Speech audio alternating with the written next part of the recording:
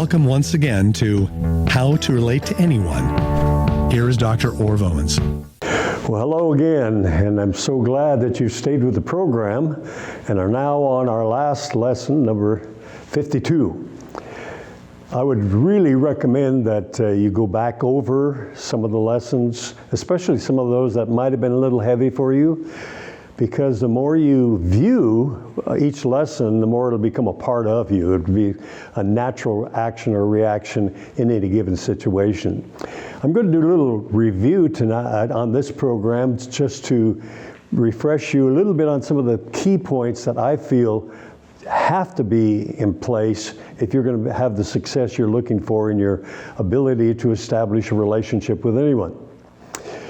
In the decision-making process, we take in through the five senses information, and within 5 minutes we make a decision. Now this is especially true in relating to a person. When I meet you, I'm going to take about 5 minutes to kind of get a feel for who you are and what you're all about. And that decision will stay through the rest of the conversation or the rest of the day or maybe a lifetime. You've heard of first impressions or lasting impressions. They really are, because our mind will only stay open so long, and 5 minutes is about taxing it actually. Many people will make a split decision on who you are in 2 to 3 minutes. So it's vitally important then in any type of contact with people, whether it's a sales situation, management situation, manager when you first come to work on Monday morning, how you relate to each of your employees. It's vitally important that you set the stage for a productive day, and the way you set a productive day is you create a trust relationship by working toward giving them what they need from you in the way of support, acceptance, appreciation. Now, I'm not talking about throwing a bunch of compliments around every Monday morning, but I am saying you need to say, "My, you look good today," or "I like that haircut," or whatever. Some type of acceptance. We are so petty as human beings that we'll accept any compliment. And the interesting thing about a compliment is if I get a compliment, I'm going to feel a relationship with the person given the compliment. It's just the defense mechanisms fall, and all of a sudden I'm open to a working relationship or communication with that person. So it's vitally important that in the decision-making process of your employees or a prospect or client, that you give acceptance so that they feel accepted, because then they will give acceptance. What we project, we attract. And it's a psychological thing that isn't really measured. It's impossible to really measure it because with every person it's a little bit different. But the fact is, we feel most comfortable with people who give us acceptance. Inferiority complexes are a reality, and they are rampant in our society. People who are in their 50s and 60s still have an inferiority complex, and they have to impress. They have to say the right thing to the right person. They have to be that person that person's looking for. It's a lot of pressure, and so when you give acceptance in the first 5 minutes of any type of personal contact with an individual, they feel accepted, and it puts them in a posture of accepting. As a salesperson, now you have an open mind. As a manager, you have a person ready to be led, directed. And the important part about that, of course, is all productivity is based upon those relationships. When you figure that only about 10%, 20% at best, 20% of the people you meet on a day-to-day basis are your kind of person. You're just automatically comfortable with them. There's another 20% that you can get along with, kind of relate to. But there's about 60% of the people you meet on a day-to-day basis are so different from you that it's difficult for you to feel comfortable with them. And if you don't feel comfortable, you're not establishing a good working relationship. In this program, we have gone over ways to get past that barrier of the kind of person I relate to and open the door to relate to anyone, anywhere, anytime. It's vitally important because, you see, if you have 20% of the population as a salesperson that you can relate to, that means 80% of the people you talk to are not going to buy from you, because there has to be a relationship between the salesperson and the client before there's a selling situation. So a lot of salespeople are making sales presentations, and it's not even a sales situation, so it's going in one ear and out the other, or as one of my friends said, in one ear and out the next. He's from a German community, and that's one of his little things. I always chuckle. You can go ahead and chuckle with me if you would. In one ear and out the next. I visualize a series of ears. Anyway, it's going to go in one ear and out the other. It's going to be just a block, we'll call a psychological block, that says, I'll listen to you, but I'm not going to buy anything. I'll listen to you, but I'm not going to respond positively. Now, it's not a conscious effort. It's not something this person is thinking. It's something that they are automatically relating to or reacting to. And so if you understand how people react, you can use that to open people's minds, establish a trust relationship in the first 5 minutes. And now you're in a situation where you can lead if you're in a leadership role. You can be a friend if you're in a social relationship. And as a salesperson, you can close a sale. We want to look at the area that we covered in earlier lessons on the relationships that are 4 relationships that govern who you are as a person. Number 1 is the inward relationship.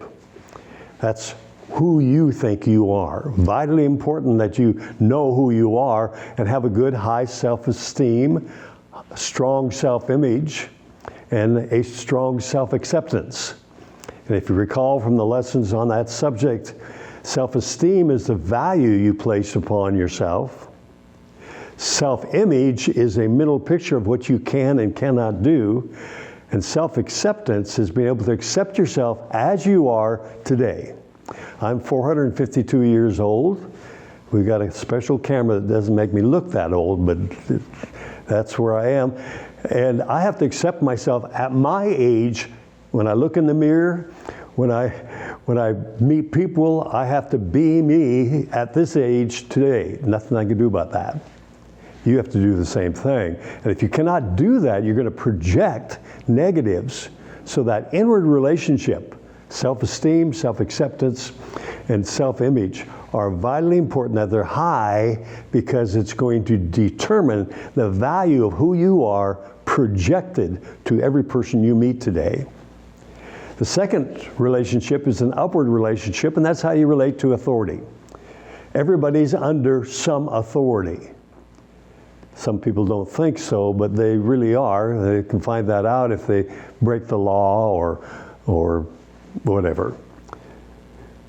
So, relating to people who are in authority position, people who have authority over us, is vitally important, because that's where your productivity comes from. That's where your power comes from. That's where your ability to be what you want to be. And so upward relationships are vitally important, and we work at those by giving acceptance to the position more than the personage. There are people you will work for, people that you will deal with that are not your kind of person. Go ahead and shake your head. You know that person right off the top of your head. Just not your kind of person. The ability to relate to that person and establish a good working relationship or a sales relationship is the ability to accept them as they are. We tend to judge people based upon our own frame of reference, who we are as a person. But the problem is, there's nobody just like you, nobody just like me. We have to relate to people based upon who they are. And so with a manager or a boss, or even a person who is in a position of authority over you, You have to relate to them based upon who they are more than how they act and react. So, you subordinate, you listen, you understand where that person's coming from and relate effectively with them, and you'll have a good working relationship, even though you might not want to be friends with that person. We're not talking friendships here, we're talking working relationships. And you bump into it all the time. And sometimes you have a sister or a brother who's married to somebody who you really have trouble getting along with. Now we're talking family relationships. That's vitally important. I have a brother-in-law that I have to just accept the way he is, because he's not going to change for me, and I'm not going to change for him, so I have to just accept him as he is. And the ability to do that is the ability to have a good family relationship. The downward relationships, how you relate to people you have authority over. If you're a manager, how you relate to your subordinates. As a salesperson, how you relate to clients.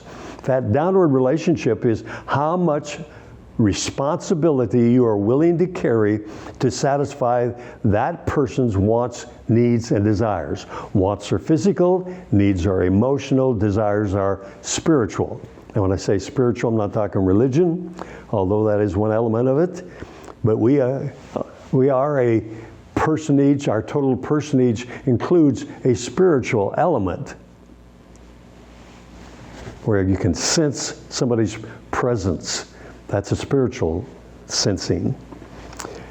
The ability to relate downward to each of your employees, and once again, you're going to have some people working for you that are skilled, highly skilled in an area, but aren't the kind of person you enjoy spending time with.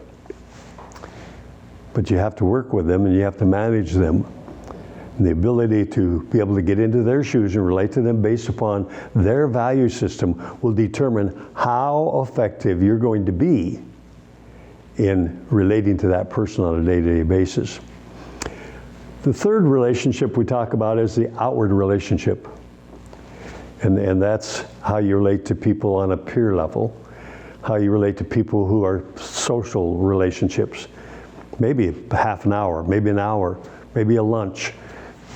How do you relate to that person?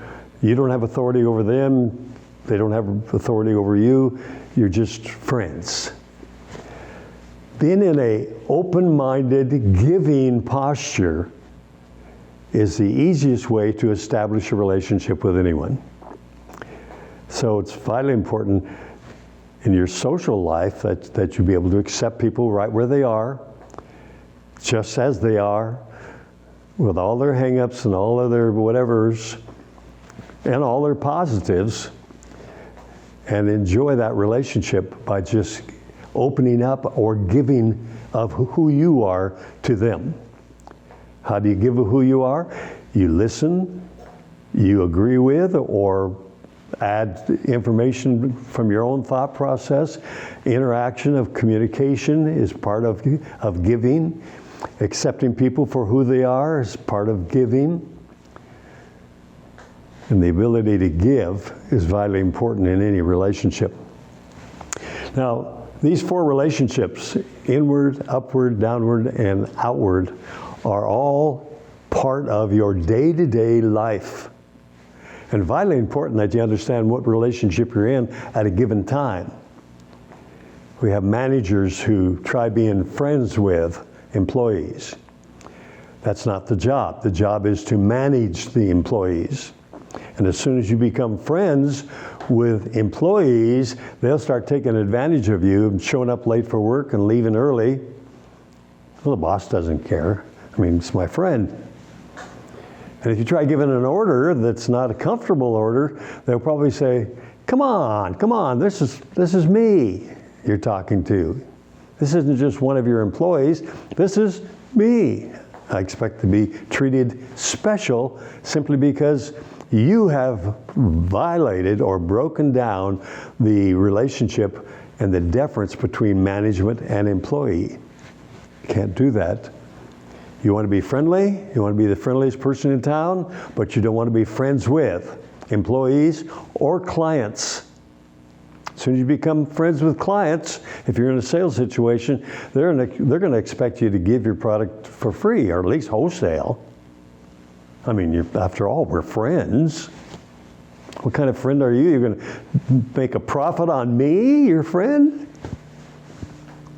I have so many illustrations of this, and if you go back over this area of the program, we demonstrate it with several illustrations, but it's an easy trap to fall into as a salesperson, and that is becoming friends with clients.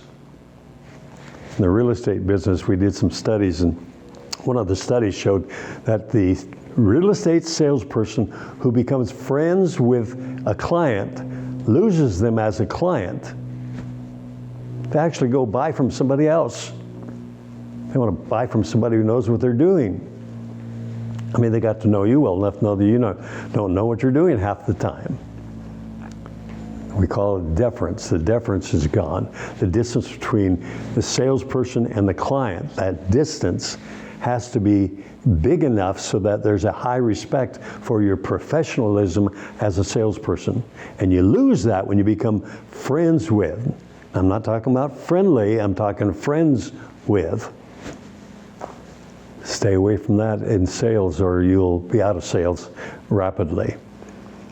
So we're looking at relationships, the relationship psychology of building trust relationships with people in 5 minutes or less. The emotions that carry us on a day-to-day basis in everything we do are two basic emotions, and then there's all kinds of varieties of dimensions of those two basic emotions. One is fear motivation. 95% of our population make decisions based on a fear motivation. What's the worst thing that can happen to me if I do this? If I do this, will I have an egg all over my face? What if I fail? What if I look bad? What if? And all those what ifs are fear motivations, and it's a fear of failure or fear of messing up or looking bad. A successful salesperson cannot be afraid to look bad, nor can a manager. The more effective you are as a manager, the more you will have high deference, and the fear motivation is gone in that relationship.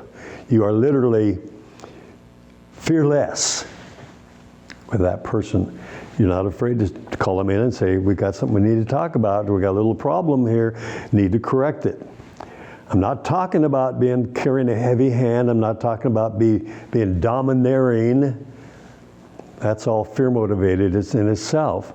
Fears of losing a position, fear of losing deference in a management position can cause you to be pushy and caustic and put down people and create a high level of turnover in personnel and poor productivity with the staff. Fear is a destructive factor, and if you don't work on conquering fears, fear will conquer you. So we believe by age 10, everybody is fear motivated, and only about 5% of our population ever conquer those fears.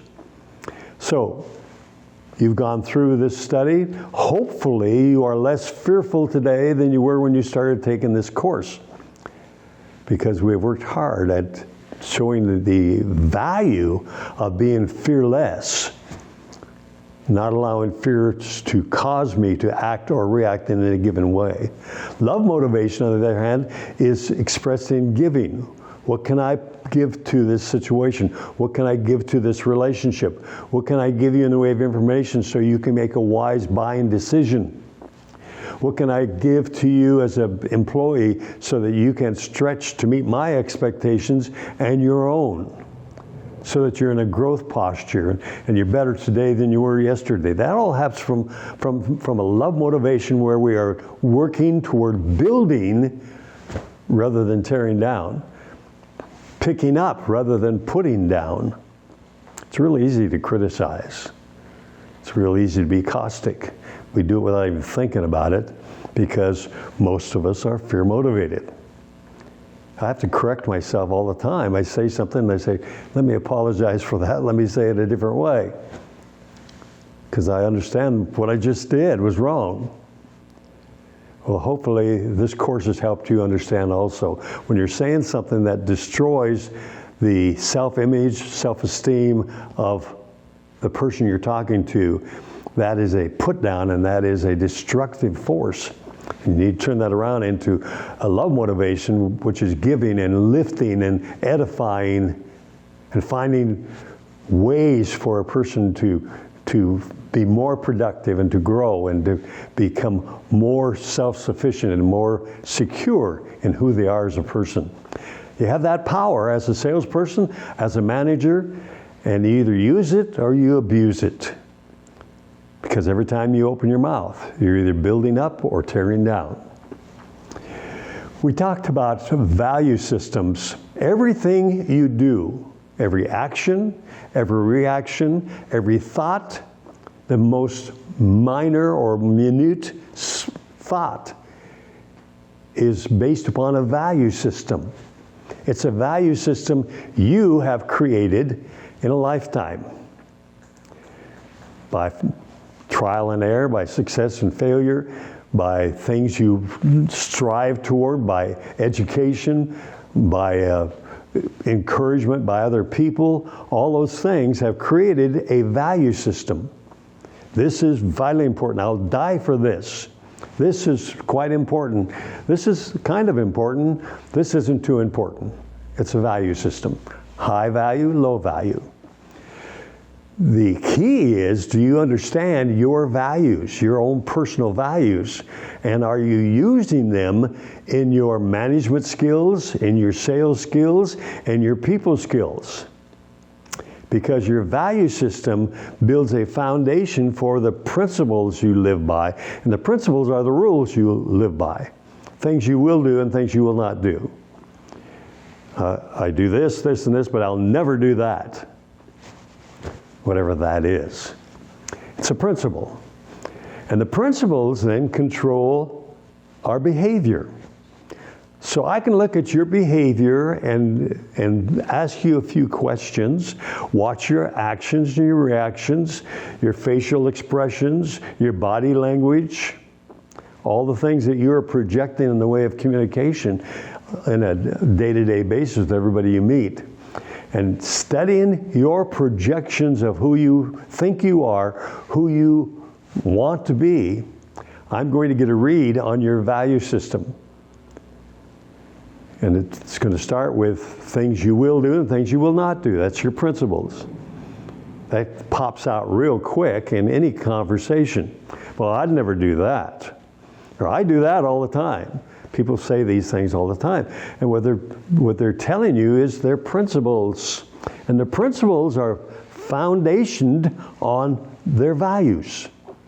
So if you can read behavior, you should be able to read principles and then read a value system. The value of reading the value system is if you deal with people's values, they will be open to you. They will believe in you. They will want to relate to you.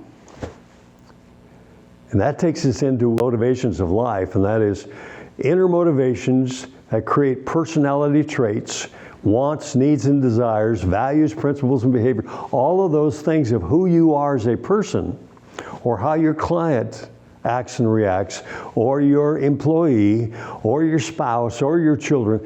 Anybody you deal with, they are projecting their values, their principles, and behavior based upon that foundation of values, and it shows up in what we call 5 different motivational drives.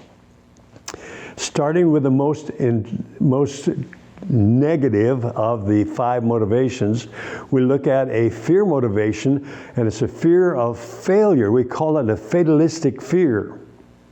The fatalistic fear causes me to not want to assume responsibility. The boss says, I'd like you to do this, this, and this. And I say, well, can't you get somebody else? I'm not sure I'm very good at that. Oh, do the best you can. Well, I'm afraid the best I can isn't very good. At that moment, I am allowing myself to be controlled 100% controlled by a value of the fatalist motivation, a fear of failure. I'd rather not try than to try and fail. Because if I try and fail, everybody knows I'm a failure. At least if I don't try, I'm the only one that knows. About 20% of our population allow this fear to control them. You allow this fear to control you at times. It's when you are doing something and all of a sudden you're put in a position where you're doing something you've never done before and you're afraid you're going to look bad. That fear is the fatalistic fear. We all have it. We either deal with it, conquer it, or it conquers us and causes us to back off and run from responsibility. Second motivation is the exasperator motivation. The exasperator word kind of sounds what this is all about. It's the kind of person who has a fear of loss of position or power. And what they do is they overpower to compensate for their fear of loss of power. So no matter what you say, they'll correct you.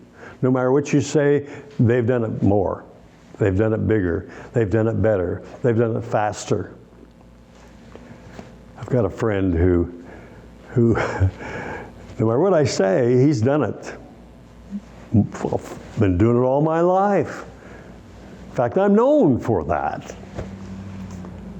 In fact, he's never done it, but I'm not going to argue with him. I just understand he is what we call the exasperator, and he has to establish a position with me at that moment. The interesting part is when I allow him to establish his position, he's good the rest of the day. His position's been established. If I don't, he'll argue with me all day. He'll take shots at me, call me stupid or ugly. My good friend I was just talking about calls me uglier than me. That's what he calls me. Hey, uglier than me. That's how he addresses me when I come in his contact. Just putting himself a notch above, because that's what the exasperator does. I have to be better than the person I'm talking to, stronger than the person I'm dealing with. The third motivation is the appraiser. This is the perfectionist. 2 plus 2 is 4. That feels good. Perfection. This is the kind of person who, no matter what you say, they'll correct you this much. 70 degrees, beautiful day. 72 actually. 10 miles to town, well, it's 12 and a half miles to town actually. And they always correct. This bothers you a lot also because it sounds like they're criticizing you or putting you down or correcting you, and nobody wants to be corrected. Well, the appraiser's fear is a fear of ambiguity or a non-structured situation, so they become the perfectionist.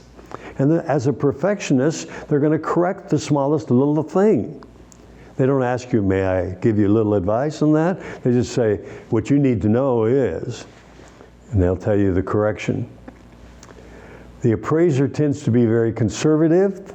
They're never really high or really low. They're kind of, that's good and that's bad, and that's good and that's bad. Not a real high emotional outburst in their highs or their lows. Just kind of even down the road. They make great accountants, research scientists, mathematicians, because they have the mind of the detail person.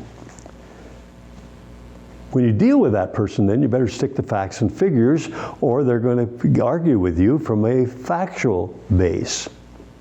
The exasperator argues with you from a positional base, the appraiser from a factual base. And we don't want arguments, so let's, if we don't know the exact amount, say, I don't know for sure the exact amount, would you know what that would be? Let them tell you. Of course, when they tell you, then everything's fine because we're right on. The appraiser's not that difficult to deal with if you stick to facts, figures, and details. When you generalize, talk blue skies, approximately in the neighborhood right around, that just drives them up a tree. And they don't want to relate to you. The relator is the people person. They're friendly, warm, fun to be with. Their fear is ridicule or rejection. And so they go for acceptance and approval and appreciation. The relators are fun people to be with, but they also can go into a dive if you say something that turns them off or they feel is critical. They want acceptance, they want approval and appreciation. And then we want to get to you, and that's the love motivation. The love motivated person is a person who has conquered these 4 fears that we've talked about: fear of failure, fear of loss of position, fear of ambiguity, fear of rejection. And they've conquered those fears, and now they operate on a, what are we trying to achieve? How do we establish a good relationship so we can achieve those goals? And we get to that point where we're love motivated, and it happens by hard work. Because every time you blast off, whoop, there goes my exasperator, got to conquer that one. I just corrected somebody, that's kind of the appraiser, I better back off a little bit and come at a different angle with that same information. So the adjustment of understanding the negative side of the 4 fear motivations, not the positive side. The love motivated person is a person who accepts people right where they are and doesn't try changing you or causing you to fit their mold. The 4 fear motivations want people to fit their mold. My best friend is much like me. That's because that's the kind of friends I choose. And the kind of people that aren't much like me are the kind of people who I don't relate well to. That's 60% we talked about earlier.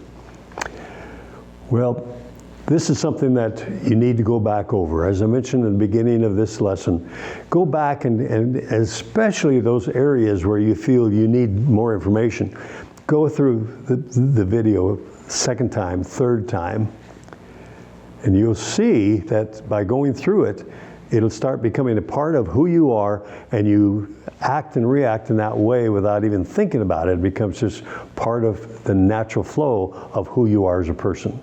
It's been great. It's been great having you a part of our program over the years. And we trust that these 20 minutes that we've talked to you each week have been edifying and productive in helping you be more creative, more productive, more effective in relationships. And if that's true, then we have done our job well, and you have applied that information to your own life. For your ability to get more information from our company, you can contact me on email by Dr. Orv at Relate2Anyone.com. That's Dr. Orv, O-R-V, at Relate2, and the 2 is a 2, number 2, anyone.com. Email us, let us know if you have questions about application, have comments about any of the information. You don't like the size of my nose or my bald head, whatever. We'll accept about anything you send our way. And we appreciate you being a part of our program. Thanks for tuning in, and I trust you'll have a highly successful life, a productive life, and great rewards for your productivity.